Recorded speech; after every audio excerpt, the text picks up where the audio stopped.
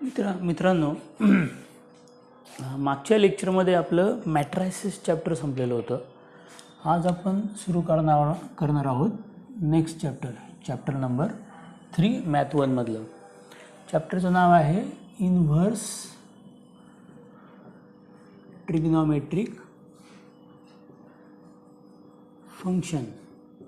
Inverse trigonometric function. नावावरूनच तुम्हाला लक्षात आलं असेल की ह्या चॅप्टरचा संबंध हा 11च्या ट्रिग्नोमेट्रीशी असला पाहिजे. आपण 11मध्ये स्टँडर्ड 11मध्ये जे ट्रिग्नोमेट्री शिकलेलो आहे तुम्हाला आठवत असेल तर मॅथ 1मध्ये पहिले 3 चॅप्टर म्हणजे अँगल आणि मेजरमेंट, ट्रिग्नोमेट्री 1 आणि ट्रिग्नोमेट्री 2 असे 3 चॅप्टर आपल्याला ट्रिग्नोमेट्रीवर होते. त्याच्यामध्ये आपल्याला ट्रिग्नोमेट्रीची फॉर्म्युले गेलेली होती. त्यामध्ये आपल्याला ट्रिग्नोमेट्रीच्या वेगवेगळ्या कन्सेप्ट गेलेल्या होत्या. आपल्याला आता त्याच्या पुढचा भाग बघायचा आहे. म्हणजे हे चॅप्टर ॲक्च्युली कनेक्ट आहे 11शी. 11चे जे पहिले 3 चॅप्टर आहे त्यातलं हे पुढचं चॅप्टर आहे. याला आपण चॅप्टर नंबर 4 म्हटलं 11च्यासाठी तरी पण चालेल. त्या 3 चॅप्टरचा पुढचा भाग आहे.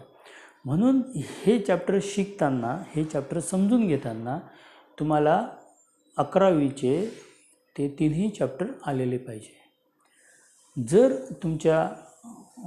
तुमच्यामध्ये थोडासा डाऊट असेल त्या चॅप्टरविषयी, त्याचे फॉर्म्युले तुमचे पाठ नसतील तर तुम्हाला इथे अडचण येऊ शकते. मग तुम्ही 11च्या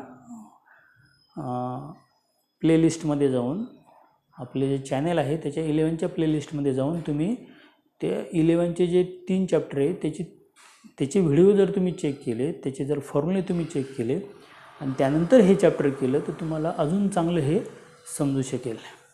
जर याच्यामध्ये कुठेही काही डाऊट आला तर त्याचं रिझन मी तुम्हाला सांगेल.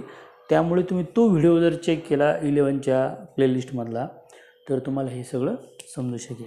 याची सुरुवात आहे. पहिला भाग आहे सोल्युशन्स. पहिला जो टॉपिक आहे याचा, ज्याच्यावर आज आपण डिस्कस करणार आहोत ते म्हणजे सोल्युशन्स. जे ट्रिग्नोमेट्रीमधले इक्वेशन्स असतात त्या इक्वेशनचे सोल्युशन्स आपल्याला काढायचे आहेत. आणि हे सोल्युशन काढण्यासाठी आपल्याकडे एक मेथड आहे आणि 2 प्रकारचे सोल्युशन आपण त्यानुसार काढू शकतो. एक सोल्युशन असतं त्याला म्हणतात प्रिन्सिपल सोल्युशन आणि एक सोल्युशन असतं ज्याला आपण म्हणतो जनरल सोल्युशन्स. तर आपण आज ह्या दोनही सोल्युशन्सविषयी चर्चा करणार आहोत आणि त्याचे जे काय एक्झरसाइजमध्ये एक्झाम्पल आहे त्याच्याविषयी पण आपण चर्चा करणार आहोत. तर प्रिन्सिपल सोल्युशन म्हणजे काय बघा. कोणत्याही ट्रिग्नोमेट्रिक फंक्शनला मी हे एक्झाम्पल घेऊन तुम्हाला समजून सांगतो आहे, कारण जर तुम्हाला 11चं ट्रिग्नोमेट्री येत असेल, समजलं असेल तर तुम्हाला हेही माहीत असेल की ट्रिग्नोमेट्रीमध्ये अँगल आपण नेहमी कोऑर्डिनेट सिस्टीममध्ये काढत असतो. एक्स ॲक्सिस हा वाय ॲक्सिस आहे आणि आपला जो OX ॲक्सिस आहे याला आपण इनिशियल आर्म घेत असतो आणि त्यानुसार आपण अँगल इथे आपण काढत असतो. आणि हेही तुम्हाला माहीत आहे की पॉझिटिव्ह एक्स ॲक्सिसवर जे अँगल असतात ते 0, 2π, 4π, इव्हन पायवाले अँगल असतात. निगेटिव्ह ॲक्सिसवर पाय, 3π, 5π अँगल असतात. वाय प्लस ॲक्सिसवर +π/2, 5π/2, 9π/2 अँगल असतात. आणि वाय मायनसवर 3π/2, 7π/2, 11π/2 वगैरे अँगल असतात. पहिल्या क्वाड्रंटमध्ये ऑल फंक्शन्स आर पॉझिटिव्ह, सेकंडमध्ये sine and cosec functions are positive, थर्डमध्ये tan and cot function positive आणि फोर्थमध्ये कॉस आणि sec function positive. This is the first quadrant, this is second quadrant, this quadrant is number 3, this is quadrant number 4. हे already तुम्हाला सर्वांना माहीत आहे.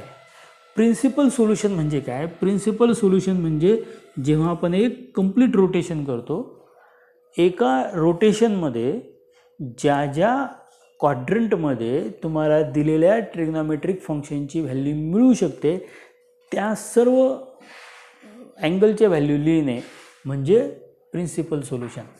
Principal सोल्युशनचं जी कंडिशन आहे that in that condition angle must lie in between 0 to 2π. A complete rotation 0 पासून 2π पर्यंतचेच angle आपल्याला घ्यायचे आहेत एक रोटेशन करण्यासाठी. आणि तर अशी कोणतीही कंडिशन नाही, तर फक्त जो अँगल असतो तो बिलॉंगिंग टू रिअल नंबर, एवढीच कंडिशन असते. म्हणजे कसं, म्हणजे फॉर एक्झाम्पल मी एक एक्झाम्पल घेऊन तुम्हाला समजून सांगतो की समजा मी असं लिहिलं तर sine theta equal to half. Sine theta लिहिलं मी हाफ. बघा, तर साइन फंक्शनमध्ये कोणत्या कोणत्या अँगलची व्हॅल्यू हाफ आहे तुमच्या लक्षात येईल. साइन 30 हाफ असतो टेबलनुसार. साइन 30ची व्हॅल्यू काय असते, हाफ. तर आपण इथे लिहू शकतो we know that sine 30 degree equal to half. बरोबर. पण साइन फंक्शन ह्या 4 क्वाड्रंटपैकी 0 to 360 कोणकोणत्या क्वाड्रंटमध्ये पॉझिटिव्ह आहे. तर आपण इथे लिहू शकतो साइन फंक्शन इज पॉझिटिव्ह, कारण मला प्लस हाफ आन्सर पाहिजे म्हणून, is positive in first and second quadrant. तर फर्स्ट आणि सेकंड क्वाड्रंटमध्ये साइन फंक्शन हे पॉझिटिव्ह असतं. आणि आपण जी व्हॅल्यू काढलेली ती ॲक्यूट अँगलची व्हॅल्यू, बरोबर. साइन 30 हाफ आहे. मग एक सोपी तुम्हाला एक कन्सेप्ट सांगतो मी. If theta is acute, theta जर ॲक्यूट अँगल असेल ना, तर फर्स्ट क्वाड्रंटमधला अँगल हा नेहमी थिटाच असतो, कारण ॲक्यूट अँगल नेहमी 0 to 90 येतो, बरोबर. पण जेव्हा अँगल सेकंड क्वाड्रंटमध्ये येतो, सेकंड क्वाड्रंटमध्ये अँगल हा 90 to 180 असतो. आणि त्याला जर तुम्हाला ॲक्यूटमध्ये कन्वर्ट करायचं असेल तर त्याला आपण लिहिणार आहे pi minus theta when theta is acute. Third क्वाड्रंटमधल्या अँगलला आपण ॲक्यूट अँगल घेऊन पाय प्लस थिटा असं लिहू शकतो. आता या थेरीमध्ये मी जास्त जात नाही, हे ऑलरेडी 11ची थेरी सगळी ही. आणि फोर्थमधला जो अँगल असतो जो आपण 2π मायनस थिटा असं लिहू शकतो. तर फक्त एक्झाम्पल सोडवण्यासाठीची ट्रिक मी तुम्हाला सांगतो आहे की सगळ्यात पहिल्यांदा दिलेली value sign theta equal half आहे, तर साइनची व्हॅल्यू हाफ ही कुठे आहे ते चेक करा. तर साइन 30 हाफ असतो आणि 30 हा ॲक्यूट अँगल आहे. आणि साइन फंक्शन हे फर्स्ट आणि सेकंड क्वाड्रंटमध्ये पॉझिटिव्ह असतं. म्हणून जसा साइन 30 इक्वल टू हाफ असतं तसंच फर्स्ट क्वाड्रंटमध्ये आपण ॲक्यूट अँगलच घेतो, पण सेकंड क्वाड्रंटमध्ये साइन पाय मायनस थिटा म्हणजेच पाय मायनस 30ची व्हॅल्यूसुद्धा हाफ येते. म्हणजेच साइन पाय मायनस 30चा आन्सर असतं 180 मायनस 30. पाय म्हणजे 180 डिग्री, 180 मायनस 30 होतं 150. तर साइन 150 डिग्री पण किती येतो, हाफ. म्हणजे दोन व्हॅल्यू तुम्हाला मिळालेल्या आहे. साइन 30 पण मिळालेली आहे हाफ आणि साइन 150 पण मिळालेले आहे. आणि ह्या दोन व्हॅल्यूला म्हणतात प्रिन्सिपल सोल्युशन. मग प्रिन्सिपल सोल्युशन इज, मग याचं प्रिन्सिपल सोल्युशन काय झालं, theta equal to 30 degree and theta equal to 150 degree. म्हणजे ज्या सोल्युशनची रेंज ही 0 आणि 2π याच्यामध्ये असेल त्या सोल्युशनला आपण प्रिन्सिपल सोल्युशन असं म्हणत असतो. आता बघा, मी सेकंड एक्झाम्पल घेतो आहे, त्यानुसार अजून तुमची कन्सेप्ट क्लिअर होईल. मी हेच एक्झाम्पल घेतो, मी इथे लिहितो आहे sine theta equal to minus half. बघा, sine theta equal to minus half. पण जेव्हा आपण ॲक्यूट अँगल घेतो तेव्हा व्हॅल्यू पण पॉझिटिव्हच असते. ॲक्यूट अँगलची व्हॅल्यू कधीही निगेटिव्ह नसते.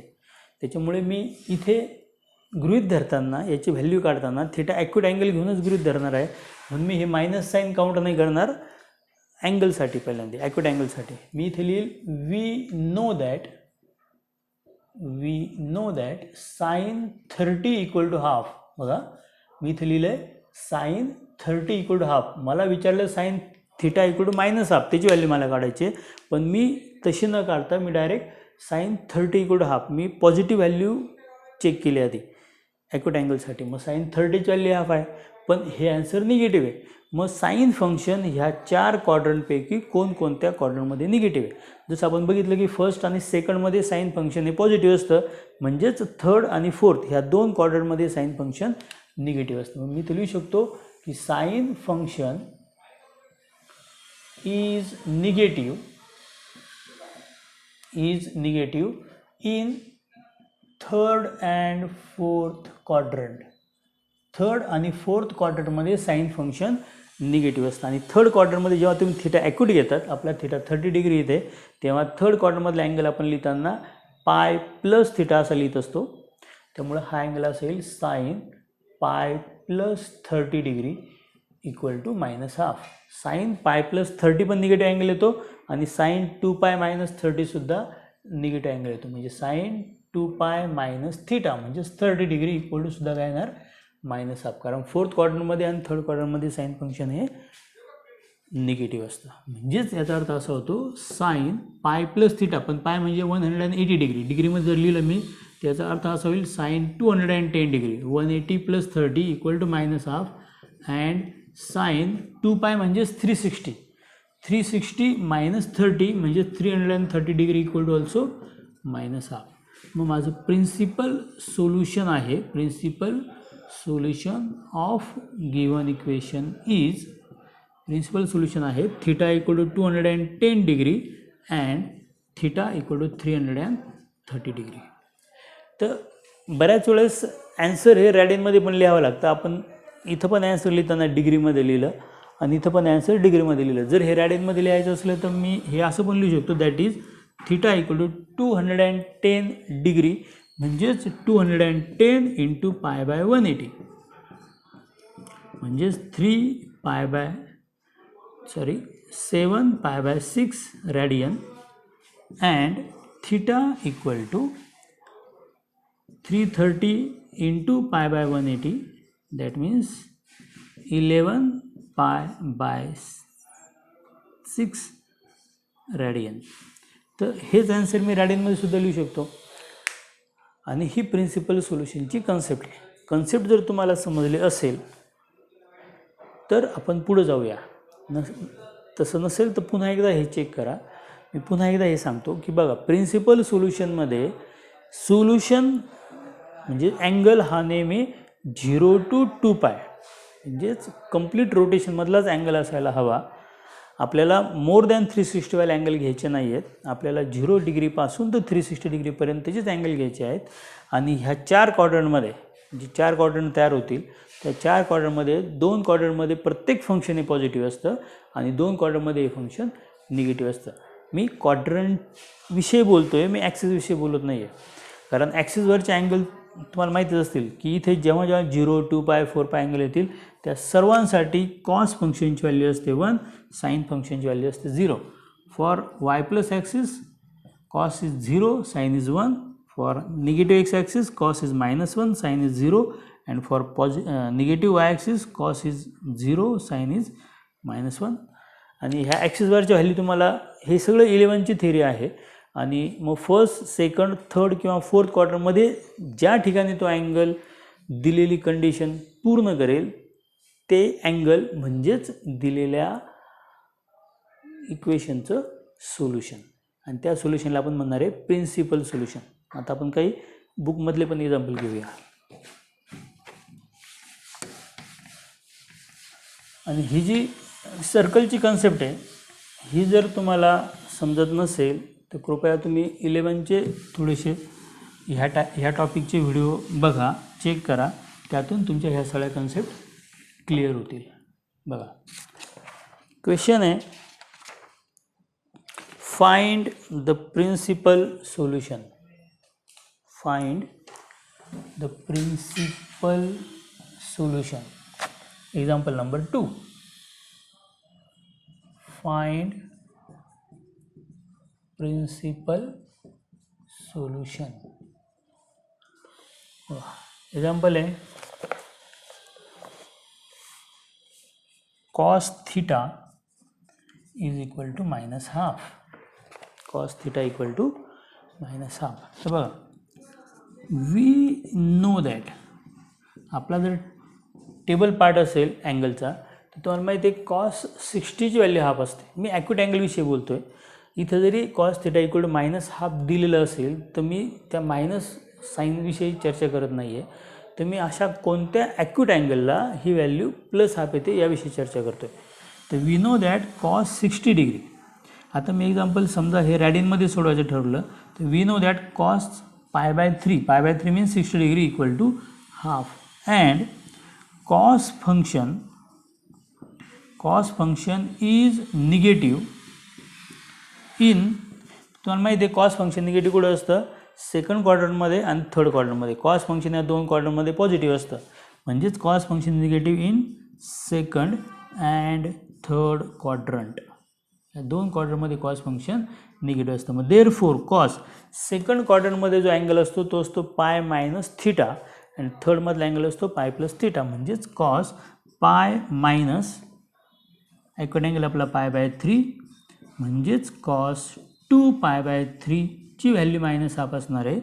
आणि कॉस थर्ड क्वाड्रंटमधला अँगल असतो पाय प्लस थिटा म्हणजे पाय प्लस पाय बाय 3 म्हणजेच कॉस 4 पाय बाय 3 त्याची व्हॅल्यू पण असणार आहे मायनस हाफ. म्हणजेच आपले प्रिन्सिपल सोल्युशन येणार आहे. आपलं प्रिन्सिपल सोल्युशन इज रॅडियनमध्ये theta is equal to 2 pi by 3 and theta is equal to 4 pi by 3. काय अडचण, सोपा टॉपिक आहे बघा. दुसरे एक्झाम्पल मी घेतो आहे बुकमधलं. Find the principal solution of cot theta equal to minus root 3. Cot theta equal to minus root 3. आता तुम्हाला जर ट्रिग्नोमेट्रीच्या व्हॅल्यू माहीत असतील तर कॉसमध्ये कशाची व्हॅल्यू रूट 3 असते हे तुम्हाला माहीत पाहिजे. तर वी नो दॅट काय कॉट 30ची व्हॅल्यू ही रूट 3/2 असते. मी निगेटिव्ह साईन काउंट नाही करत, रूट 3 असते. Cot 60 is equal to root 3. Cot 60ची व्हॅल्यू असते 1/√3. कॉट 30ची व्हॅल्यू ही रूट 3 असते. आणि हे ॲन्सर निगेटिव्ह आहे. आणि निगेटिव्ह व्हॅल्यू कोणकोणत्या क्वाड्रंटमध्ये असते कॉटची. कॉट हा फर्स्ट आणि थर्डमध्ये पॉझिटिव्ह असते, म्हणजे सेकंड आणि फोर्थमध्ये cot function is negative in second and fourth quadrant. Cot function हे सेकंड आणि फोर्थ क्वाड्रंटमध्ये निगेटिव्ह असतं, म्हणजेच माझं ॲन्सर असेल कॉट. सेकंड क्वाड्रंटमध्ये आपण अँगल लिहितो pi minus accurate angle theta pi by 6, म्हणजेच cot 5 pi by 6 is equal to minus root 3. आणि फोर्थ क्वाड्रंटमध्ये अँगल असतो 2 पाय मायनस थिटा 2 पाय मायनस पाय बाय 6, म्हणजेच cot 11 pi by 6 equal to also minus root 3. म्हणजेच माझा ॲन्सर असेल principal solution is theta equal to 5 pi by 6 and theta equal to 11 pi by 6. हे माझा ॲन्सर. समजतंय. आता जर तुम्हाला प्रिन्सिपल सोल्युशनची कन्सेप्ट समजली असेल तर आपण याच्या पुढच्या कन्सेप्टकडं म्हणजेच जनरल सोल्युशनकडे जाऊ शकतो. जर प्रिन्सिपल सोल्युशनमध्ये काही डाऊट असेल तर तसं कॉमेंट्समध्ये मला सांगा, आपण त्याच्याविषयी अजून चर्चा करू शकतो आणि त्याचे अजून एक्झाम्पल पण घेऊ शकतो. जर तुम्हाला एवढ्या एक्झाम्पलमध्ये पूर्ण समजलं असेल तर तुम्ही एक्झरसाईजचे एक्झाम्पल या टाईपचे सोडून बघा. जर त्यात काही डाऊट असतील तर तुम्ही मला सांगा. त्यानंतरचा जो सेकंड पार्ट आहे तो आहे जनरल सोल्युशन्स. जनरल सोल्युशनसाठी आपल्याला अँगलसाठी रिअल नंबर लिमिट असतं, म्हणजे एक अँगल अनेक ठिकाणी सेम व्हॅल्यू प्रोव्हाइड करतो. म्हणजे कसं बघा, जर मी साइन 30 डिग्री घेतला तर साइन 30ची व्हॅल्यू हाफ आहे, पण हाफ व्हॅल्यू रिप्रेझेंट करणारा फक्त 30 डिग्री अँगल नाही आहे.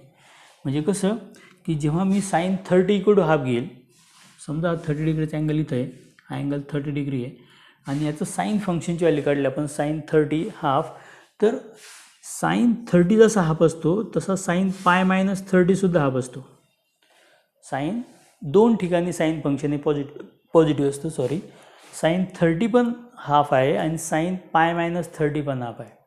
म्हणजे 30 डिग्री अँड पाय मायनस 30 म्हणजे 150 degree are the two values where sine function have the value 1/2. पण जर आपण हे कंप्लीट रोटेशनचं लिमिट जर काढून टाकलं आणि आपण कितीही मोठा अँगल घेण्याची परमिशन दिली तर एक कंप्लीट रोटेशन झाल्यानंतर जेव्हा तुम्ही पुन्हा अँगल इन्क्रीज कराल आणि तुम्ही जेव्हा अँगल 360 + 30 कराल म्हणजे 2π + 30 त्यावेळेस पण ती व्हॅल्यू हाफ येणार. जेव्हा तो अँगल तुम्ही इन्क्रीज कराल, जेव्हा तो अँगल इथे पाय नंतर येतो 3π, जेव्हा तो अँगल येईल 3π - 30 तेव्हा पण ती व्हॅल्यू हाफ येणार. याप्रमाणे जर आपण अँगल इन्क्रीज करत गेलो तर after each rotation whenever you add 30 degree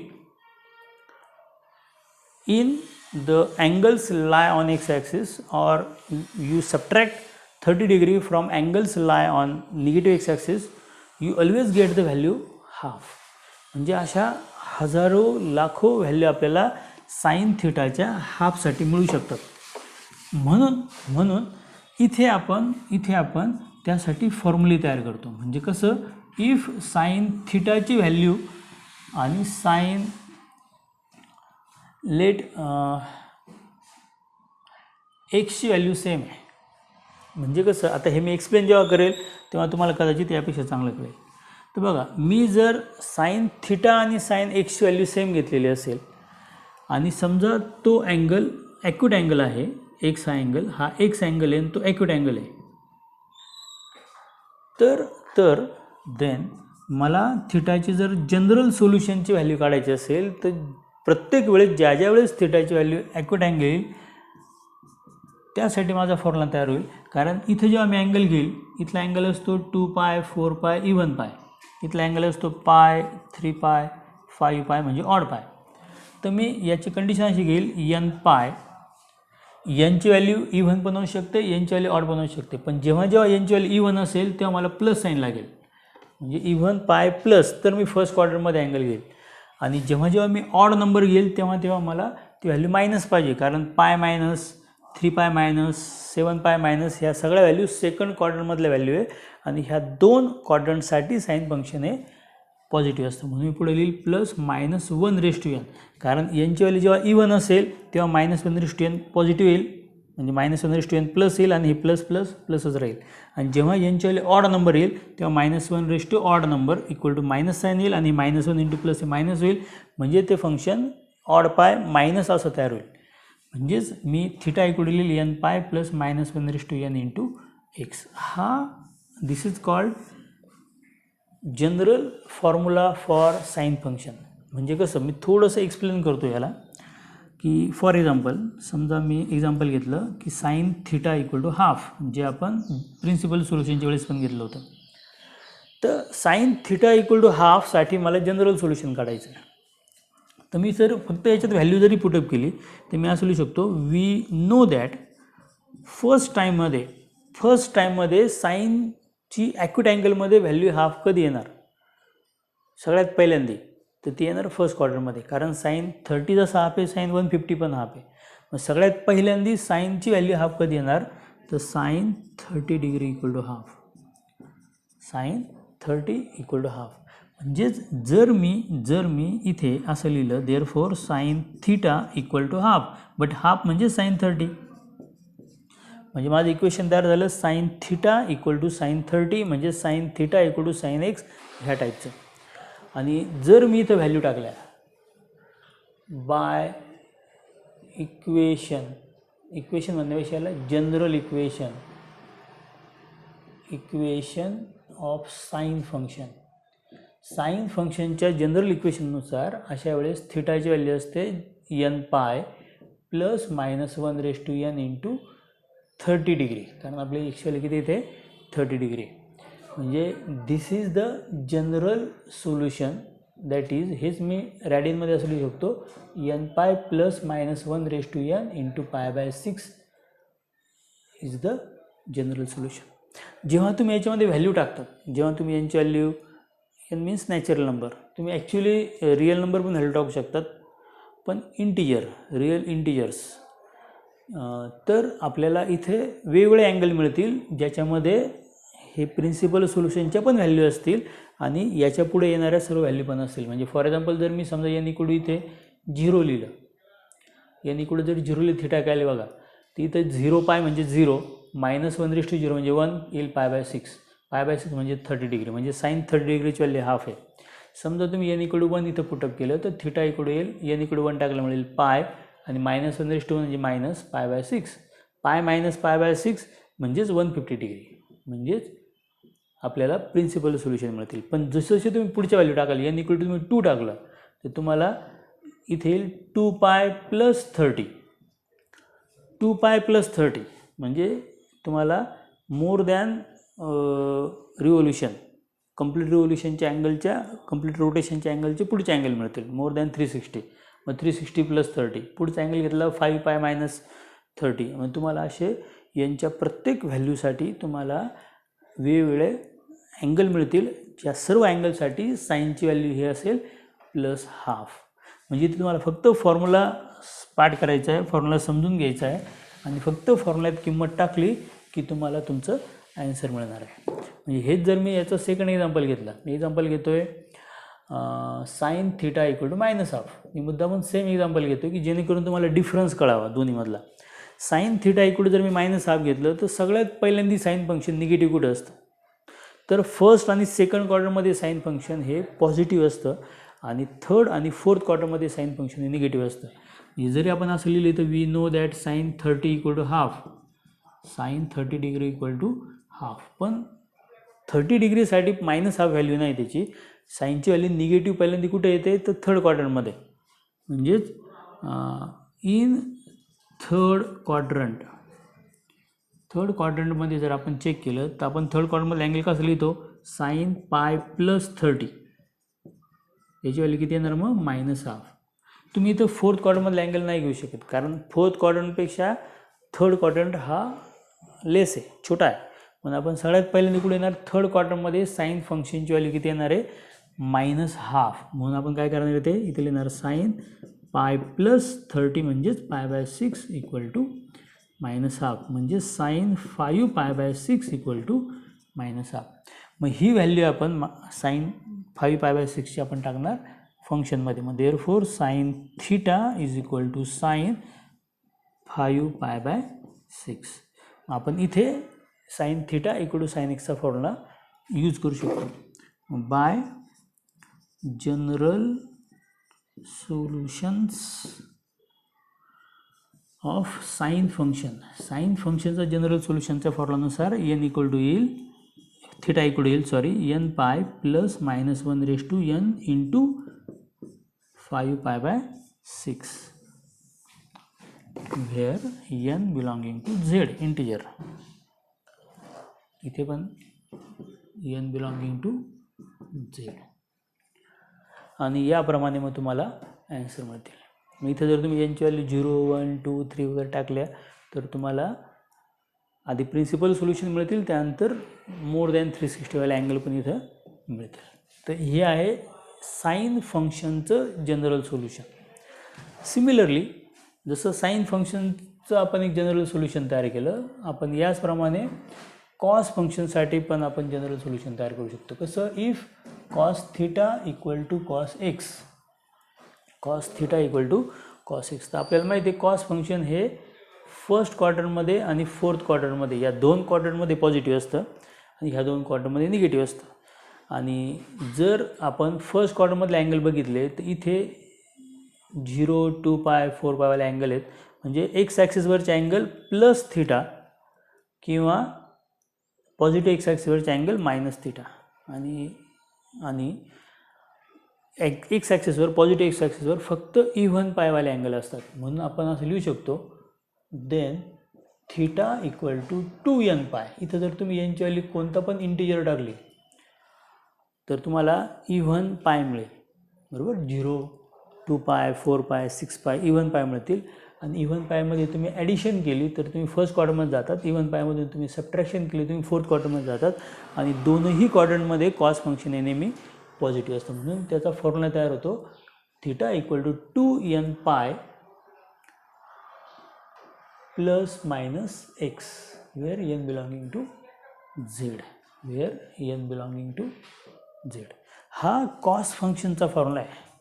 general सोल्युशनचा फॉर्म्युला पार्ट असणं हे तुमच्यासाठी प्रचंड गरजेचं आहे. मग समजा मी आता एक्झाम्पल घेतलं, मी असं लिहिलं 2 cos x equal to √3. Example घेतो मी 2 cos x इक्वल टू √3 आणि आपल्याला काय करायचं याची जनरल सोल्युशन काढायचं. तर याचाच अर्थ कळेल मग therefore cos x equal to √3/2, cos x equal to √3/2. बघा बट आपण असं लिहू शकतो सगळ्यात पहिल्यांदा कॉस फंक्शनची व्हॅल्यू √3/2 कुठं असते ॲक्यूट अँगलमध्ये, तर पॉझिटिव्ह अँगल असल्यामुळे सगळ्यात पहिल्यांदा येते cos 30 डिग्रीची व्हॅल्यू. वी नो दॅट, किंवा असं लिहू शकतो आपण we know that cos 30 degree equal to √3/2. cos 30 डिग्रीची व्हॅल्यू काय असते √3/2, म्हणजेच cos x equal to cos 30 degree, बरोबर. Therefore general solution of cos function, cos फंक्शनचं जनरल सोल्युशन काय असतं x इक्वल टू, इथे मी x लेटर घेतल्यामुळे मी x घेतो, x equal to 2n pi plus minus 30 degree. That is जर रॅडियनमध्ये लिहिलं तर x equal to 2n pi plus minus π/6 radian where n belonging to z. तर हे आपलं असेल जनरल सोल्युशन. जर तुम्ही ते व्हॅल्यू पुटअप केल्या, जर यांच्याला तुम्ही 0 टाकली तर तुम्हाला अँगल मिळेल π/6. जर यांची व्हॅल्यू 1 टाकली तर अँगल येईल 2π मायनस π/6 म्हणजे 2π मायनस θ म्हणजे फोर्थ क्वाड्रंट आणि तिथं कॉस फंक्शन हे पॉझिटिव्ह असतं. याप्रमाणे आपण कोणत्याही व्हॅल्यू इथे काढू शकतो. समजा मी आता इथे घेतलं कॉस फंक्शनमध्ये cos x equal to -1, cos x equal to -1. तर वी नो दॅट आपल्याला माहिती आहे की कॉस फंक्शन सगळ्यात पहिल्यांदा निगेटिव्ह कुठं असेल. बघा कॉस फंक्शन सगळ्यात पहिल्यांदा निगेटिव्ह कुठं असतं. जर तुम्हाला थोडंसं ट्रिग्नोमेट्रिक फंक्शनविषयी माहिती असेल तर कॉस फंक्शन हे निगेटिव्ह एक्स ॲक्सिसवर -1 असतं, त्याची व्हॅल्यू काय असते निगेटिव्ह -1. म्हणून we know that cos x ॲक्सिसवर सगळ्यात पहिल्यांदा जेव्हा आपण अँगल घेतो तेव्हा तो अँगल असतो 180 डिग्रीचा म्हणजेच पाय रॅडियनचा. Cos pi radian equal to -1. आणि मग आपण जर इथे by general solution of cos function आपला फॉर्म्युला तयार होईल माहिती आहे cos x equal to cos pi, म्हणून एक्सचा फॉर्म्युला तयार होतो मग 2n pi plus minus pi, 2n pi plus minus pi where n belonging to z. हे आपलं ॲन्सर. थोडंफार समजलं असेल तर आपण आता पुढचं फंक्शन घेऊया. आपण या सगळ्यांचे मिक्स एक्झाम्पल पण त्यानंतर घेऊ. जसं आपण साईन फंक्शनचा एक फॉर्म्युला तयार केला, जसं आपण कॉस फंक्शनचा एक फॉर्म्युला तयार केला, तसंच आपण टॅन फंक्शनचा पण फॉर्म्युला तयार करू शकतो. If tan theta equal to tan x, बघा tan theta equal to tan x, तर टॅन फंक्शन हे फर्स्ट क्वाड्रंटमध्ये आणि थर्ड क्वाड्रंटमध्ये पॉझिटिव्ह असतं. फर्स्ट क्वाड्रंटमधले जे अँगल असतात ते असतात इव्हन पाय प्लस थिटा या टाईपचे, आणि थर्ड क्वाड्रंटमधले अँगल असतात ऑड पाय प्लस थिटा ह्या टाईपचे. म्हणजे एनी हाऊ कंडिशन अँगल पायमधला जर असेल तो इव्हन पाय असो की ऑड पाय असो, जर ते आपण प्लस थिटा घेतला त्याच्यात तर आपल्याला फर्स्ट किंवा थर्ड क्वाड्रंट मिळतो, ज्या दोन्ही क्वाड्रंटमध्ये टॅन फंक्शन हे पॉझिटिव्ह असतं. म्हणून इथे जनरल सोल्युशनचा फॉर्म्युला तयार होतो n pi, n is odd और इवन कोई फर्क नहीं पड़ता, तो प्लस थिटा प्लस एक्स त्याचा फॉर्म्युला तयार असतो theta equal to n pi plus X, n belonging to z. म्हणजे टॅनसाठीचा फॉर्म्युला तयार होतो if tan theta equal to tan x then theta equal to n pi plus X. म्हणजे कसं, for example समजा मी इथे घेतलं tan theta equal to 1, example घेतलं मी टॅन थिटा इक्वल टू 1. तर आपल्याला माहिती आहे we know that tan 45 equal to 1, tan pi by 4 equal to 1, बरोबर. आणि देअरफोर आणि 45 इज द लिस्ट अँगल, हा सगळ्यात छोटा अँगल आहे की ज्याची व्हॅल्यू 1 येते, बरोबर. मग जर आपण दोघांना कम्पेअर केलं तर आपल्याला मिळेल असं, therefore tan theta equal to 1, पण 1 म्हणजेच काय, टॅन पाय बाय 4, बरोबर. मग by general solution of tan function, tan फंक्शनच्या जनरल सोल्युशननुसार थिटाच्या लिहिल N pi plus pi by 4 is the general solution where N belonging to Z. थोडंसं एक्सप्लेन हवं तुम्ही करू शकतो याला. कसं बघा, जेव्हा तुम्ही एनची व्हॅल्यू 0 टाकाल, एनची व्हॅल्यू जर 0 टाकली तिथे किती येईल, पाय बाय 4. बघा टॅन पाय बाय 4 1 असतो की नाही, टॅन पाय बाय 4 1, बरोबर. प्रिन्सिपल सोल्युशनच्या थेरीनुसार थर्ड क्वार्टरमधला अँगल असतो पाय प्लस थिटा, म्हणजे पाय प्लस पाय बाय 4 पण 1 असेल, बरोबर. मग जर आपण एनची व्हॅल्यू 1 टाकली तर बघा काय, 1 पाय प्लस पाय बाय 4, तुम्हाला पाय प्लस पाय 4 अँगल मिळेल. जर तुम्ही एनची व्हॅल्यू पुढचा नंबर टाकली, म्हणजे एन इक्वल टू 2 टाकलं, तिथे 2 पाय प्लस पाय बाय 4, 2 पाय हा एक्स ॲक्सिसवरचा अँगल आहे, प्लस पाय 4, त्याची व्हॅल्यू परत 1 येणार. म्हणजे तुम्हाला एनच्या प्रत्येक व्हॅल्यूसाठी तुम्हाला टॅन फंक्शनची व्हॅल्यू काय येणार आहे, 1 येणार आहे. म्हणून ते काय झालं त्याचं जनरल सोल्युशन.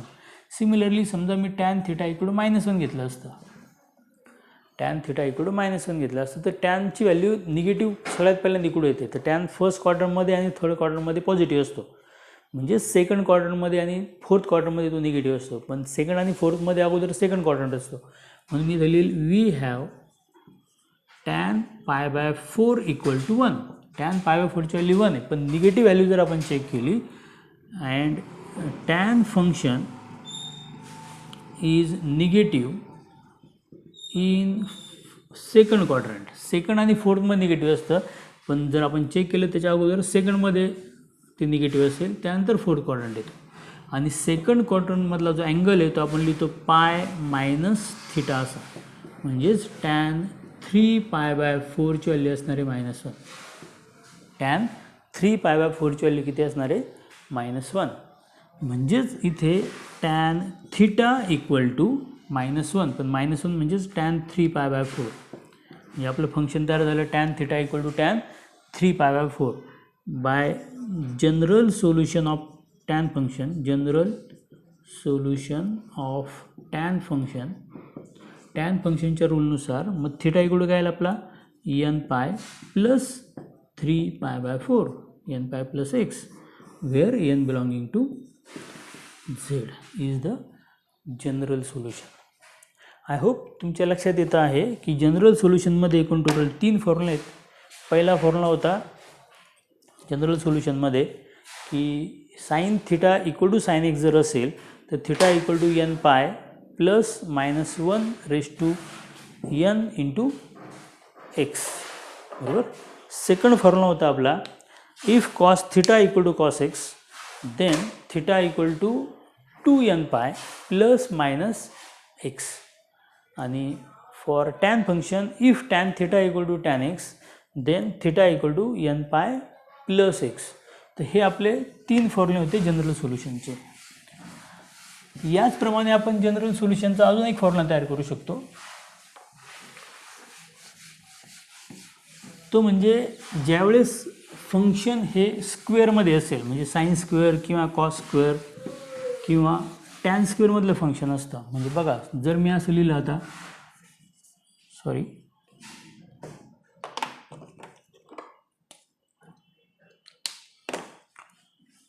फंक्शन आहे if sine square theta equal to sine square x.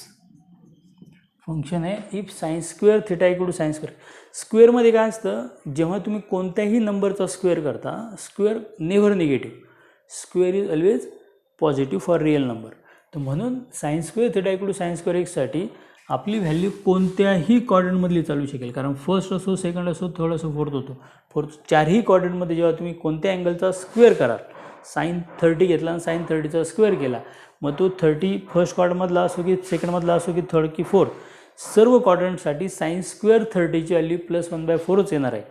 भले इथे साइन 30 येणार, इथं साइन 30ची व्हॅल्यू येणार +½ इथे साइन 30 म्हणजेच पाय -30ची व्हॅल्यू येणार +½ इथे साइन पाय +30ची व्हॅल्यू येणार -½ आणि इथे साइन 2π - 30 त्याची व्हॅल्यू येणार आहे -½ समजा दोन क्वाड्रंटमध्ये साइन फंक्शन पॉझिटिव्ह आहे, दोन क्वाड्रंटमध्ये साइन फंक्शन निगेटिव्ह आहे, पण मी जेव्हा स्क्वेअरविषयी चर्चा करेल, मी साइन स्क्वेअरची व्हॅल्यू काढेल, तर या सगळ्यांसाठी साइन स्क्वेअर 30ची व्हॅल्यू +1/4च असणार आहे. चारही क्वाड्रंटमध्ये साइन स्क्वेअर 30ची व्हॅल्यू सेमच असणार. म्हणजे जेव्हा तुम्ही स्क्वेअरचा विचार करतात, स्क्वेअरचा विचार करताना क्वाड्रंट कोणताही असला तरी चालतो. म्हणून म्हणजे इथे मी फक्त साईनसाठीच नाही बोलत आहे. If sine square equal to sine square x या cos square theta equal to cos square x किंवा tan square theta equal to tan square x, या सगळ्यांसाठी सोल्युशन असतं general solution theta equal to n π plus किंवा -x. हा त्याचा असतो formula where n belonging to z. n πमध्ये यांची व्हॅल्यू इव्हन किंवा ऑड नंबर असू शकते. जर यांची व्हॅल्यू इव्हन नंबर असेल तर तो अँगल हा पॉझिटिव्ह एक्स ॲक्सिसवर असला पाहिजे आणि प्लसमध्ये पॉझिटिव्ह अँगल पायवाला प्लस थिटा म्हणजे फर्स्ट क्वाड्रंट आणि n π - थिटा म्हणजे फोर्थ क्वाड्रंट, म्हणजे तुमचं फर्स्ट आणि फोर्थ क्वाड्रंट होतो. आणि जर यांची व्हॅल्यू ऑड नंबर असेल 1π 3π 5π, या सगळ्या अँगलसाठी n π जर ऑड असेल ऑड पाय, तर इथं मायनस केल्यानंतर ऑड पाय मायनसवाला अँगल हा सेकंड क्वाड्रंटमध्ये येतो आणि ऑड पाय प्लसवाला अँगल हा फोर्थ क्वाड्रंटमध्ये येतो.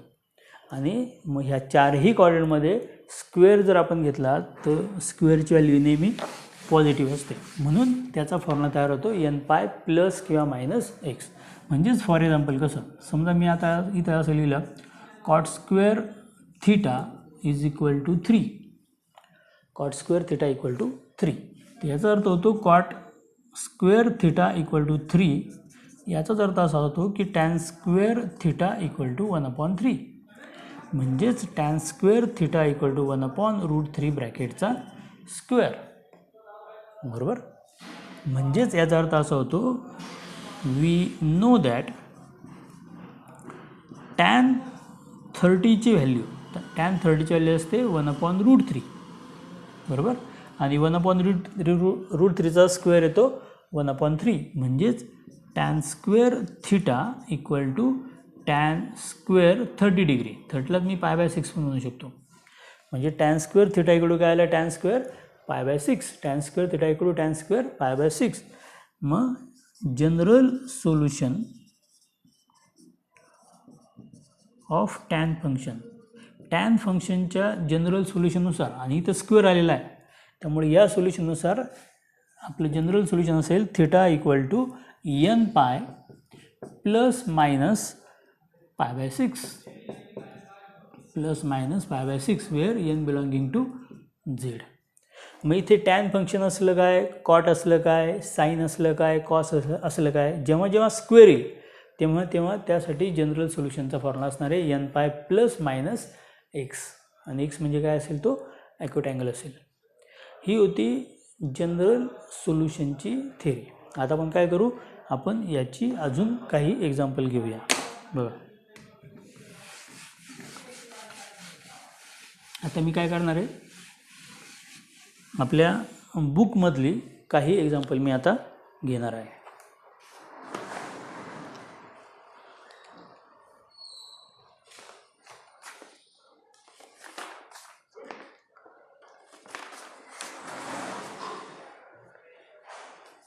क्वेश्चन आहे, find the general solution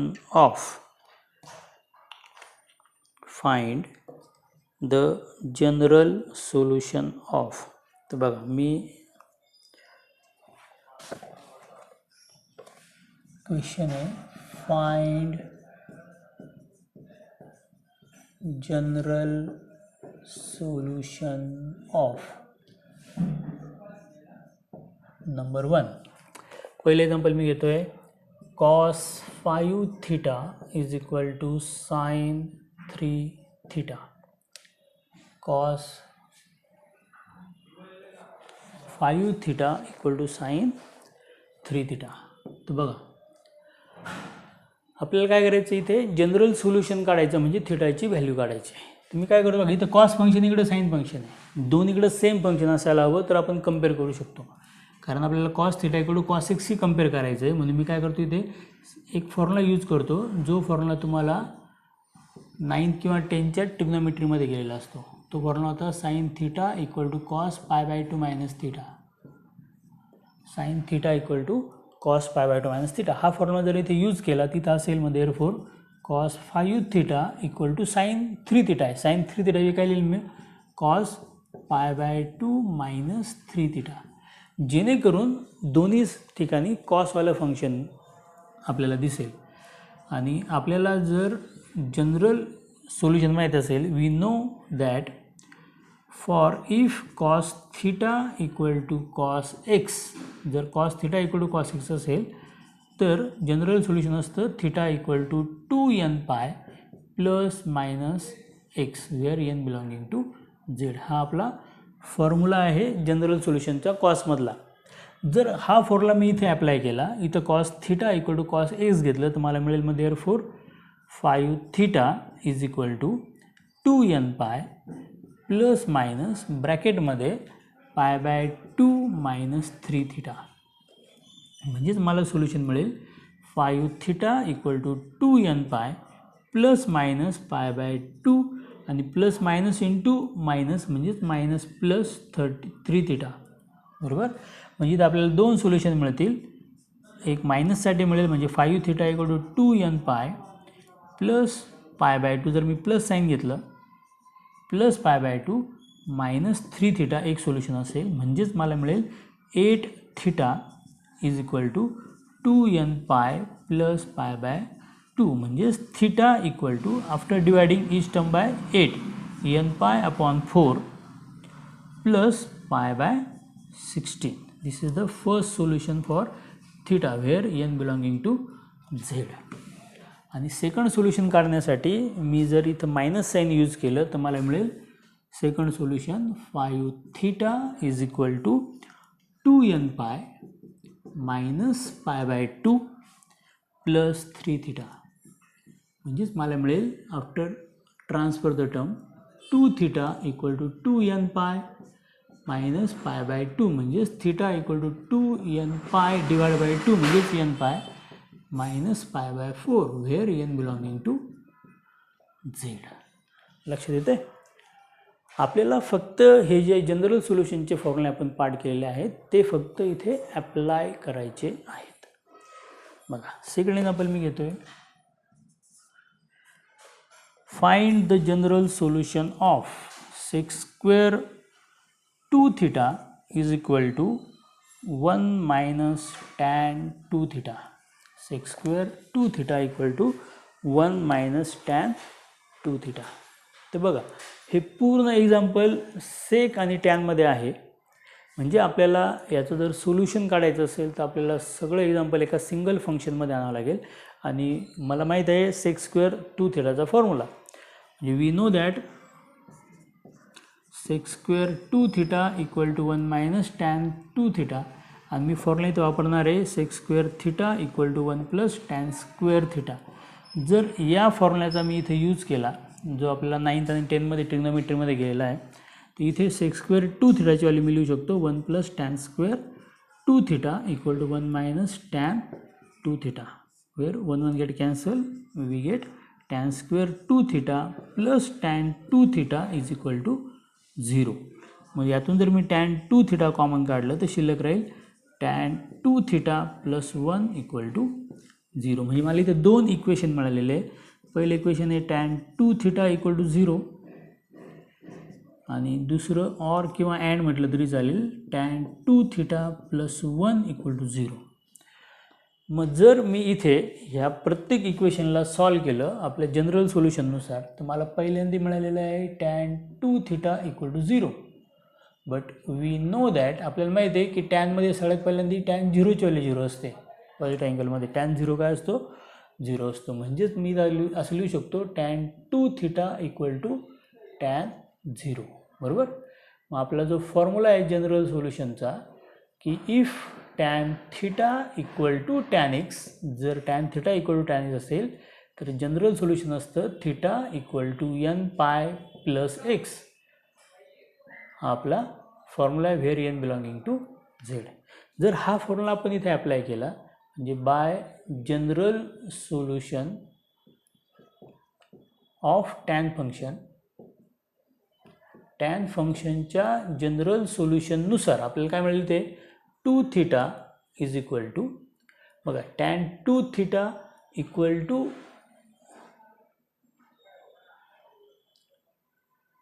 tan 2 theta equal to tan 0 आहे म्हणजे ते 2 theta equal to n pi plus 0 म्हणजेच थिटा इक्वल टू येईल n pi by 2 where N belonging to Z. बरोबर. समजा जर आपण इथे जर आपण सेकंड इक्वेशन यूज केलं असतं, इथे इक्वेशन आहे tan 2 theta equal to tan 2 theta plus 1 equal to 0 म्हणजेच टॅन 2 थिटा इक्वल टू -1. बरोबर. पण we know that tan pi by 4 equal to +1 असतं आणि सगळ्यात पहिल्यांदा टॅनची व्हॅल्यू निगेटिव्ह असते सेकंड क्वाड्रंटमध्ये, म्हणजेच tan function is negative in second quadrant.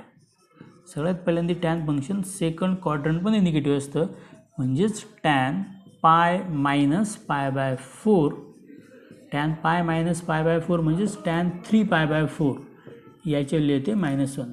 Tan 3 pi by 4 equal to -1. म्हणजे आपण कंपेअर करण्यासाठी असं लिहू शकतो इथे therefore tan 2 theta is equal to -1, पण -1 म्हणजेच काय tan 3 pi by 4 by general solution of tan function. मग टॅन फंक्शनच्या जनरल सोल्युशननुसार 2 थिटा इक्वल टू काय येईल, 2 थिटा इक्वल टू येईल एन पाय प्लस एक्स म्हणजेच 3 पाय बाय 4. बरोबर. म्हणजेच थिटाची व्हॅल्यू येईल n pi by 2 plus 3 pi by 8 where N belonging to Z. म्हणजेच तुमचं जे फायनल जनरल सोल्युशन आलेलं आहे या दिलेल्या एक्झाम्पलचं जनरल सोल्युशन इज पहिल्यांदा आलं आहे theta equal to n pi by 2 where N belonging to Z and किंवा ऑर म्हटलं तरी चालेल theta equal to n pi by 2 plus 3 pi by 8 where N belonging to Z. Concept लक्षात येते. आपल्याला फक्त जनरल सोल्युशनचे फॉर्म्युली इथे वापरायची आहेत. बरोबर. तर आपण अजून याची काही एक्झाम्पल घेऊया आणि त्यानंतर मग आपला हा टॉपिक इथे कंप्लीट होईल. बघा, तर याची अजून काही एक्झाम्पल आपल्याला घ्यायची आहेत.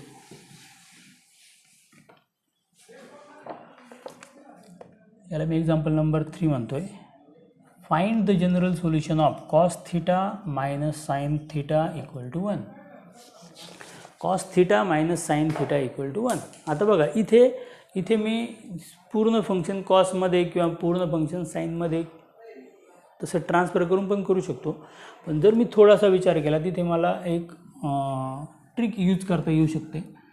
कारण जर मी समजा बघा गिवन फंक्शन आहे आपल्याला cos theta minus sine theta equal to 1. जर मी प्रत्येक टर्मला 1/√2 मल्टिप्लाय केलं तर मला लिहिता येईल 1/√2 cos theta minus 1/√2 sine theta equal to 1/√2 × 1. कारण साइन आणि कॉस फंक्शनमध्ये साइन पाय बाय 4ची व्हॅल्यू पण 1/√2 असते आणि कॉस पाय बाय 4ची व्हॅल्यू पण 1/√2 असते. आणि समजा मी याला कॉस पाय बाय 4 म्हटलं 1/√2ला cos pi by 4 cos theta आणि ह्या 1/√2ला मी साइन पाय बाय 4 म्हटलं sine pi by 4 sine theta equal to 1/√2.